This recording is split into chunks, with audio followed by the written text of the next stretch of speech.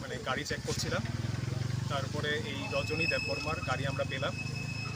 গাড়িতে সন্দেহজনক হওয়ায় আমরা গাড়ির মানে খুলে বিভিন্ন চেক করার পরে এখানে প্রায় 47 কেজি 500 গ্রাম গাঁজা আমরা পেলাম।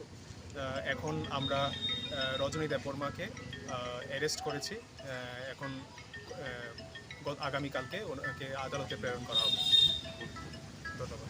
মানে ওনার যে বক্তব্য, এটা কমলপুরের উদ্দেশ্যে যাচ্ছিল, চম্পকনগর থেকে গাড়িটা আসছিল, এখন এটা কমলপুরের উদ্দেশ্যে যাচ্ছে।